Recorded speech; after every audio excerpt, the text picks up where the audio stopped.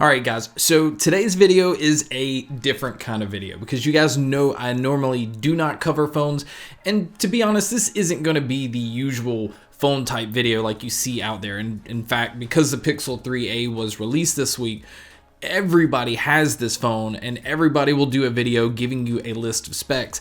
And so I want to try to look at it from a different angle. And so before we really start the video, I do want to point out that Google sent this out, and it is in one of the coolest like marketing PR type boxes, and of course has like the rainbow colors that Google has, so it's very unique. But even outside of that, they sent the Pixel 3a, they sent the fabric case that Google has for these phones. They also sent a pop socket that has Team Pixel on the pop socket itself, and then they have a Google bag.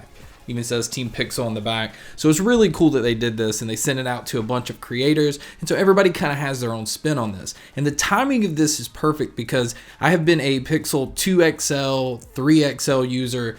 I'm a diehard Pixel fan, always have been. But recently what I decided to do was kind of look at my devices and think about what it is I actually need and what I actually use. So where there's a lot of creators that talk about specs and talk about having, 8 gigs of RAM or 12 gigs of RAM or having this Snapdragon processor and all this other stuff, for the average user, somebody that's going in looking at a phone, most people have no clue about that stuff. Most people don't even care.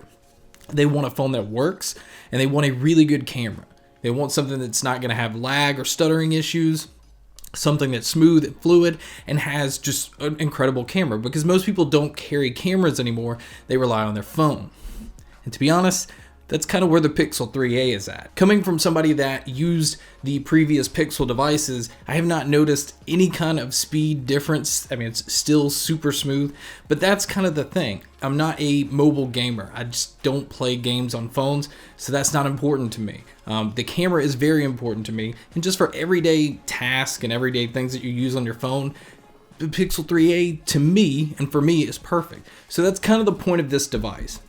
It's aiming at the just normal everyday general user, not somebody that's like a power user. And some people that buy devices, they buy them thinking they need all these specs, and they really don't use phones to their full potential. So something like this, most people are not even going to notice the difference between a high-end phone and this phone, because it has an OLED screen, a beautiful display, and let's be honest, it has one of the best camera experiences that you can get. You mix the lens that comes on this with Google software, and the portraits come out amazing. The colors are great. The pictures are sharp. I've had just great experiences using Pixel devices, and this phone honestly is no different. So to come around full circle, I had decided that, okay, I'm going to sell my Pixel 3XL, and I'm going to try something, just a budget phone.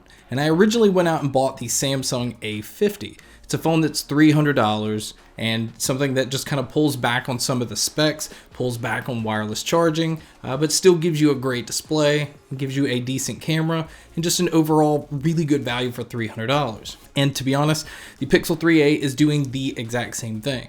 The price on this one is $400. You get 64 gigs as far as storage goes, and if you want the XL model, it is $499.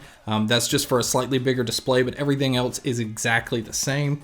You do not get the wireless charging because the back is not glass. It's what they call polyurethane, it doesn't matter, it's plastic. But to be honest, being a previous Pixel 3 XL user, it doesn't feel any different to me. The feel of it still feels sturdy. It doesn't feel cheap at all. So I really like what Google did with this. I like the direction that Google is taking, and it's actually going to push other developers to kind of look at phones the same way. Now, I'm not saying that the Pixel 3a is the first to do this. I'm not saying that there aren't other brands out there in the same price range that offers maybe a similar camera experience or has better specs. There's tons of phones out there, and obviously I just don't try them all. But based off my experience with Google phones, and the way that iPhones have their pricing, Samsung has their pricing, I personally think that pricing on phones are just kind of getting out of hand. And I think a lot of people see that, they want the latest and greatest, and the way that mobile companies just kind of make it seem like it's affordable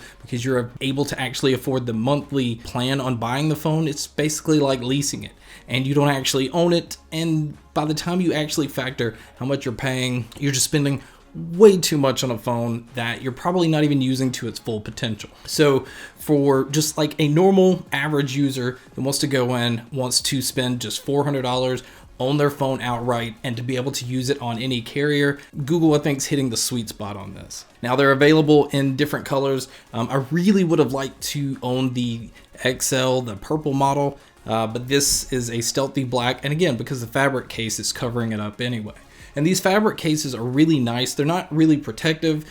They are going to protect from scratches, but if you drop it, it's not going to protect much from that. And it also adds accent colors on where the power button's located. The fingerprint scanner to unlock these is, again, just as fast as it is on the other devices, which is really fast. I've never had issues with the fingerprint scanner. I know some phones are going to the face scanner and some are even going to the fingerprint scanner in the screens. I've tried some of that, and to me, that's hit or miss. I think the fingerprint scanner on the back or either on the side is the way to go. It just seems more accurate and the speed is there. So although this isn't a full review or anything like that, or talking about specs, like I said, this is just to say that I think the Pixel 3a is a great device. It's going to be my go-to device. So guys, that is my video on the Pixel 3a. I've enjoyed using it. It gives me the same Pixel experience that I've had with the previous devices, and that's kind of what I like about the Google phones. They're just smooth. It's gotten to the experience to where it's kind of like the Android version of an iPhone. It just works. You don't have to have powerful specs. Camera is great, and it's just an overall really good experience. But guys, thank you so much for checking out this video. Thank you so much for checking out all the other videos. And as always, guys, make sure to stay tuned for more.